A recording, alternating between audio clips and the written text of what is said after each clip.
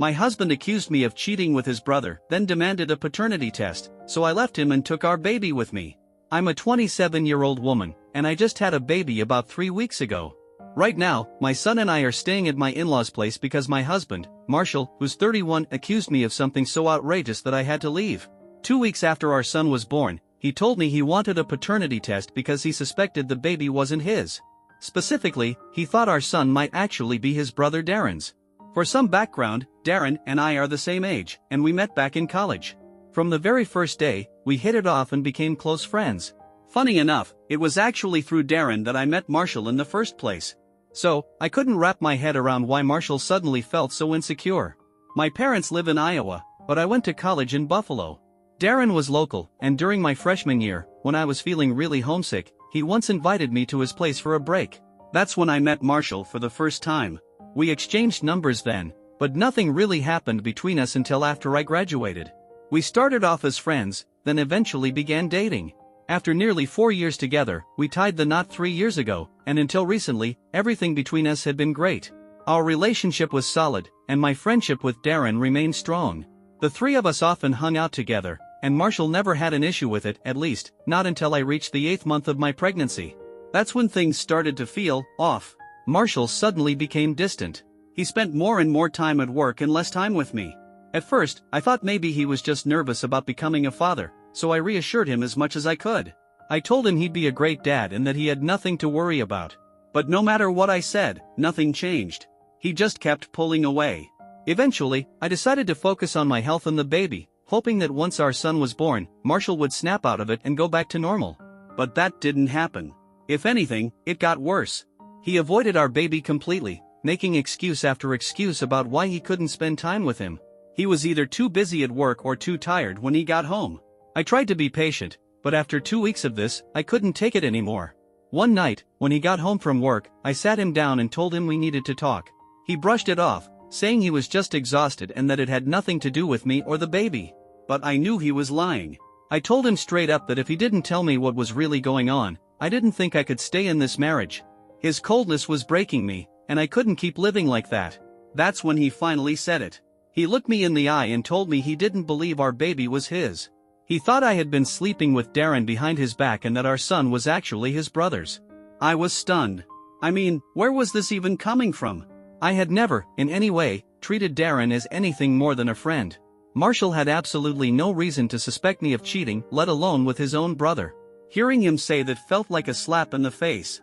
And I lost it. Between all the postpartum hormones and the emotional exhaustion from dealing with his behavior, I completely broke down. I started yelling at him, unable to believe what I was hearing. And do you know what he said? He told me this reaction was exactly why he had hesitated to bring it up in the first place. Then he had the nerve to try and walk away as if he hadn't just accused me of something so awful. I wasn't about to let that slide. I demanded an explanation, and after a moment, he finally gave me one. He said that a few weeks ago, when I had some of my old college friends over for dinner, he overheard a conversation between Darren and one of my other friends. Apparently, they were talking about how, back in college, everyone had expected Darren and me to end up together because we got along so well. Instead of shutting that down or saying anything to defend Marshall, Darren had just laughed.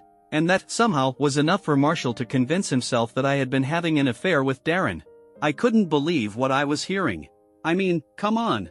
It's not exactly shocking that people in college might assume close male and female friends could eventually get together. It was just meaningless, nostalgic chatter. But Marshall took it to heart. In his mind, it was proof that Darren and I had some secret romantic history. Ever since that night, he had been harboring this ridiculous suspicion, letting it eat away at him instead of just talking to me about it. And now he was saying that until I took a paternity test, he didn't want to speak to me at all. Under normal circumstances, I wouldn't have had an issue with a paternity test. But in this situation? The fact that my own husband, the man I had been with for years, could accuse me of something like this was beyond insulting. I was furious. I was hurt. And I couldn't stay there anymore. So, I packed up our son and walked out. And you know what? Marshall didn't even try to stop me. At first, I thought I'd be okay. But once I was out of the house, reality hit me. I had nowhere to go. I didn't want to stay with friends because then I'd have to explain everything, and this was way too personal. I considered going to Darren's, but that would have just fueled Marshall's ridiculous theory. With no other options, I ended up at my in-laws' house. I wasn't sure how they'd react, but thankfully, they welcomed me in without hesitation. When I told them what had happened, they were clearly embarrassed by Marshall's behavior. They even apologized on his behalf. They also told me that Marshall's jealousy made no sense, especially when it came to Darren. The two of them had always been close, there had never been any kind of sibling rivalry between them. And honestly, I agreed. That's what made this whole situation even crazier. Marshall had never been the type to feel insecure about his brother, which is why this whole situation felt so out of character for him. The three of us had always been a close-knit group, and that dynamic had never changed until now. None of us could understand why he was suddenly acting like this. Despite the confusion, his parents reassured me that I could stay with them for as long as I needed to. Whatever decision I made regarding my relationship with Marshall, they promised to support me even if that meant getting a divorce. In the meantime, they said they would do everything they could to make him see sense and offer me a real apology. For a few days, they kept trying to talk to him, hoping to make him realize just how unreasonable he was being. But by the third day, they had run out of patience. That's when they made a drastic decision. They told him they were cutting him off financially until he stopped acting like a fool. This was a huge deal because, in just a few months, Marshall was supposed to take over the family's textile business. His parents were planning to retire, and he had been lined up to inherit everything. But if they followed through on cutting him off, the business would go to Darren instead. The problem? Darren had zero interest in running a company and would probably sell it off, which meant Marshall would be left with nothing. Now, in reality, his parents had no actual intention of letting Darren take over. They knew he wouldn't keep the business, and they had worked too hard to build their brand to throw it all away over this situation. But they wanted Marshall to believe it was real, just long enough to shake him up and force him to rethink what he was doing. The goal was simple: make him apologize and finally talk to me. After that, whether we reconciled or divorced would be up to us. I was incredibly grateful to them for doing all of this for me.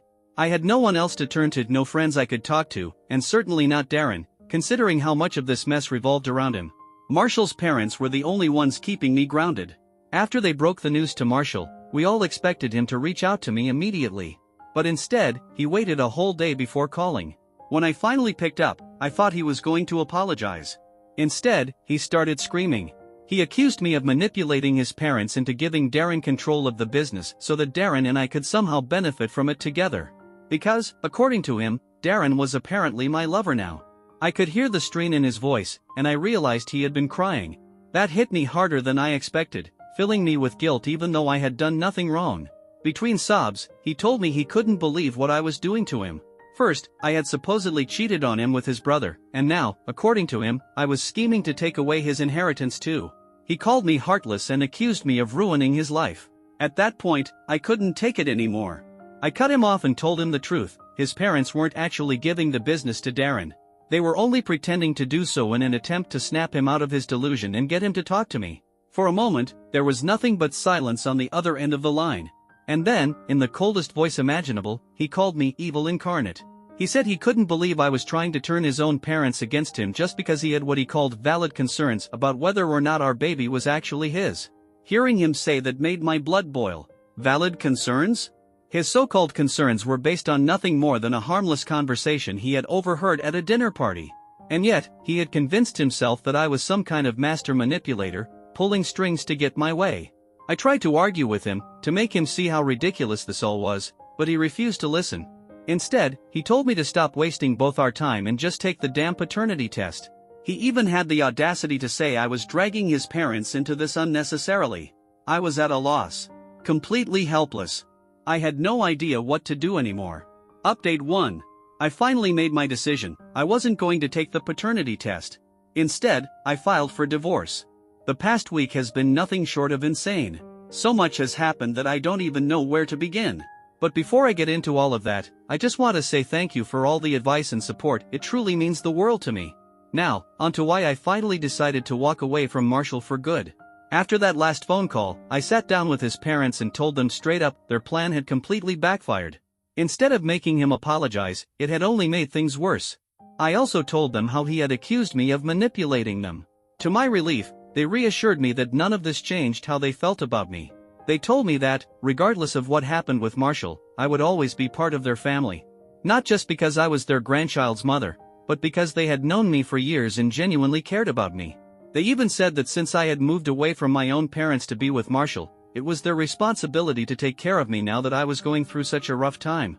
Hearing them say that made me feel less alone. After talking to them, I finally decided it was time to tell my own parents and Darren about everything. Up until this point, I had avoided involving them because I didn't want to complicate things further, but my in-laws encouraged me to get other perspectives. They didn't want their opinion to be the only one I considered. So, I called my parents and told them everything. They were, of course, shocked, but they made one thing clear: no matter what I chose to do, they would support me. The only reason they weren't outright telling me to leave Marshall was because of our son. As much as I hated to admit it, having a child with him made things far more complicated. I couldn't make a decision based solely on my own feelings. I had to think about our son's future, too. And then, I had the hardest conversation of all. I finally told Darren everything. I explained what Marshall had accused me of and asked him about the conversation that had supposedly set this whole thing off. As soon as I brought it up, Darren's entire demeanor changed. He suddenly looked incredibly uncomfortable, and that's when I knew he was hiding something. At that moment, it all clicked. There was more to this than what I had been told. Marshall and Darren both knew something I didn't, and I wasn't going to let it go. I pushed Darren, demanding to know the truth. He tried to avoid answering, but I wouldn't back down. Because no matter how ridiculous Marshall's accusations were, people don't just wake up one day and randomly start suspecting their wife of having an affair with their own brother. Something had to have triggered this. A lot of people in the comments had suggested the same thing, that there was something Marshall wasn't telling me. And now, seeing Darren's reaction, I was sure of it. Something was being kept from me. And I was finally going to find out what it was. It was obvious that there had to be more to the story than what Marshall had originally told me. But at the time, I was too overwhelmed trying to deal with the fallout, take care of my son, and process everything that was happening to really stop and think about it. But now, I know the truth. Darren finally came clean, and let me tell you, I hate both of them now. I never thought people could be this stupid and heartless. Turns out, when Marshall overheard that conversation at the party, there was more to it than just Darren laughing it off. After that laugh, Darren had actually admitted to his friend that even he had expected the two of us to end up together after college. But, as he put it, life had other plans and Marshall got in the way. So that's what Marshall had been stewing over. It wasn't just the laughter that got to him. It was the fact that Darren had openly admitted that he had once wanted to be with me, and worse, he saw Marshall as the reason it didn't happen. Now, this finally made more sense. The original story Marshall gave me had always felt petty and incomplete, but this? This was something I could at least understand him being upset about. And the reason I didn't hear any of this until now? Marshall had promised Darren that he wouldn't tell me. Apparently, when Darren and his friend were talking in the backyard that night, they hadn't noticed Marshall standing nearby. But as soon as Marshall overheard that little confession, he confronted Darren right then and there. The friend, who had been part of the conversation, went back inside and never mentioned it to me later, which I guess I can't really blame him for. He and I aren't that close, so he probably didn't think it was his place. But what really blew my mind was what happened next. When Marshall confronted Darren about what he had meant by saying he expected to be with me, Darren didn't deny it. Instead, he admitted the truth: he had been in love with me back in college. He had been waiting for us to graduate so he could finally ask me out, since he knew I had a strict rule about not dating until after college. But before he got the chance, I ended up with Marshall.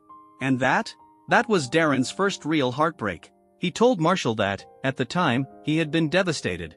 But he pushed his feelings aside, buried them, and did his best to be happy for us. And honestly, he did a damn good job. Because in all the years we've been friends, I never had the slightest clue that he had feelings for me. Neither did Marshall. Darren begged Marshall not to tell me any of this. He didn't want me to know because he was afraid it would ruin our friendship. And for whatever reason, Marshall agreed. So, Marshall kept his promise. He never told me. But that didn't mean he forgot about it. Instead, it festered. From that moment on, he started looking at my friendship with Darren differently. He started doubting me, wondering if maybe there really had been something between us that I had hidden from him. He knew that even if something had happened, Darren would never admit to it. So, asking Darren would get him nowhere. My guess?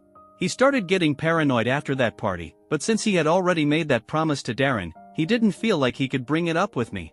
So instead, he just shut down. He distanced himself from both of us, letting his suspicions eat away at him. And over time, his paranoia spiraled out of control until it reached the point where he was demanding a paternity test and accusing me of an affair. I don't know exactly what was going through Marshall's head in those weeks leading up to my leaving, but I don't think it really matters. Regardless of what he was feeling, the way he handled it was insane. And the part that gets me the most? He would rather cover for his brother than just talk to me like a rational human being. Instead of confronting me, instead of sitting down and having an honest conversation, he chose to let it eat him alive. It's actually insane. And there is no logical, rational explanation for any of it. At that moment, I knew there was no going back from this. Divorce was my only option. I've cut Darren out completely. We are not talking. But I'm still staying with his parents, who, despite everything, have been nothing but kind to me. They even helped me get a lawyer because, as they put it, their children were the ones who got me into this mess, and they feel responsible for making things right. I can't tell you how grateful I am for them. People like this, people who genuinely care, are rare. So, I've officially filed for divorce. And soon, Marshall will be served. Since that last phone call where he told me a paternity test was the only way out, we haven't spoken. I don't think he ever expected me to actually go through with filing for divorce. At the time, I still foolishly believed that we could somehow work past this. But looking back, I don't know why I ever thought that. There is no fixing this. Marshall is being insane, and I don't need that kind of energy around me, especially not when I'm already struggling to adjust to life as a new mom. If he would rather keep his brother's secret and make me the bad guy instead of just talking to me, then he doesn't deserve to be my husband. And honestly, he doesn't deserve to be a father either. He can focus on being a good son and a good brother. I'll handle everything else. Because clearly, our family, the one we built, never mattered to him as much as the one he was born into. Update 2. Well, it finally happened. Marshall was served with the divorce papers today, and to no one's surprise, he did not see it coming. I have no idea why. He actually called me, completely stunned, and asked if I was really going to separate from him instead of just taking the easy way out and getting the paternity test. I didn't hold back. I told him I knew exactly why he had spiraled the way he did, because I had spoken to Darren, and he had finally told me the truth. I told him he was absolutely insane for covering for Darren instead of just coming to me and telling me why he was feeling this way. And do you know what he said? He actually had the nerve to tell me that he had to keep his promise to Darren because ruining our friendship wasn't something he could live with. So I asked him, was keeping that promise worth ruining our marriage? And you know what he said? Yes. According to him, he owed that to Darren. But at the same time, he couldn't shake the feeling that something was going on between us. He told me he didn't talk to Darren about it because he didn't think he'd ever get the truth from him. After all, Darren had hidden his feelings for so long, so why would he suddenly be honest now? And he couldn't talk to me either because of that damn promise. So instead, he just spiraled. And that's how we got here. But the worst part? He actually told me that my reaction to all of this only made him more convinced that I had something to hide. I couldn't believe what I was hearing. This man was completely gone. There was no fixing him. And now, I am more certain than ever I am so much better off without him. If all he needed was reassurance, then sure, maybe I would have taken the paternity test just to ease his mind. But that was never what this was really about. I tried to explain to him, again, that my refusal wasn't about hiding anything. It was about how deeply insulting it was that he doubted me in the first place. The fact that he thought I was capable of something so awful, after everything we'd been through together, was the real issue. Even though I had already filed for divorce, I still tried to make him understand that keeping his promise to Darren, choosing to be secretive instead of being honest with me, had cost him everything. His marriage. His family. And now, even his relationship with Darren, since he wasn't even speaking to him anymore. So, what was the point of all that secrecy? But Marshall wasn't ready to listen to reason. Instead, he kept insisting that this was my fault for not just getting the damn test when I still had the chance. He argued that I should have been more understanding because he was in an impossible position, one I didn't even know about at the time. He claimed he couldn't bring himself to ruin Darren's friendship with me because Darren was his brother, but at the same time, he also couldn't live with the fear that there might have been something going on between us, or that our son might not be his. So, according to him, I should have just seen how much he was struggling and taken the test to alleviate his worries instead of blowing everything up. It was one of the most frustrating conversations I have ever had. No matter how hard I tried, I couldn't make him see my side of things. He was completely wrapped up in his own twisted anxieties, and it was clear that he had never even considered how much he had hurt me. To him, the promise he made to his brother was more important than his wife and child. And yet, at the same time, he suspected this same brother of fathering his kid. None of it made any sense. Even as I sit here, typing this, I feel like I could cry from the sheer absurdity of it all. If I'm being honest, I think there might be something actually wrong with Marshall. Because no sane person acts like this. If I had been in his position, if I had found out that Darren once had feelings for me, I never would have made some ridiculous promise to keep it a secret. My family, the one I built, the one I chose, would have been my priority. My wife. My child. Not my brother's feelings.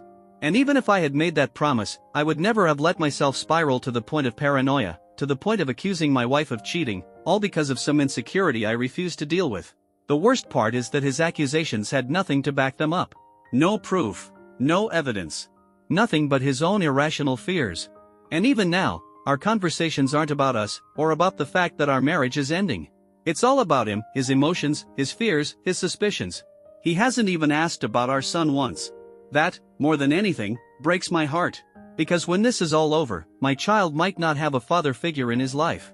Not because of me, not because of anything I did, but because his father and uncle let their own issues destroy everything. It's not fair. None of this makes sense. But it is what it is. My parents are flying in to see me in a couple of days because things are just getting worse. Marshall's parents still aren't speaking to either of their sons. In fact, they're now considering cutting both of them off permanently. They're even thinking about passing the family business onto one of their employees instead of Marshall.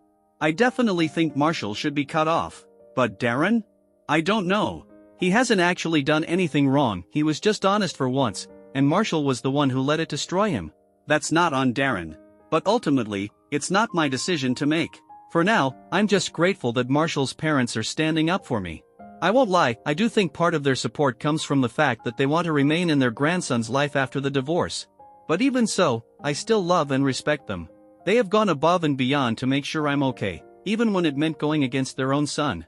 And I don't think I would have had the strength to stand up for myself and actually file for divorce if it hadn't been for them.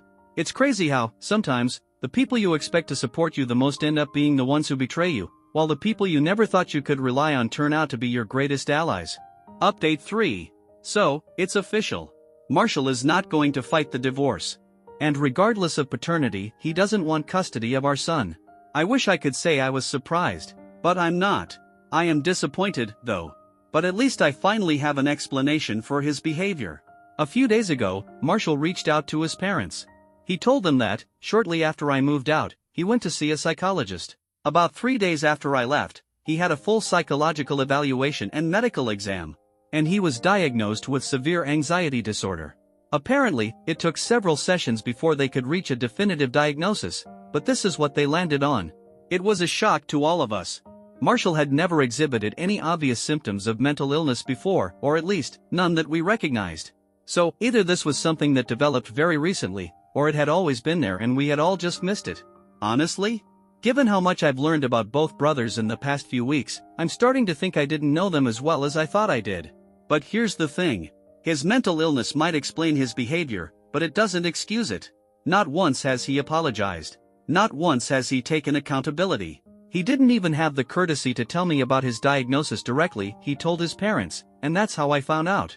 Apparently, after I left, he stopped showing up to work. He missed an entire week and ended up getting fired.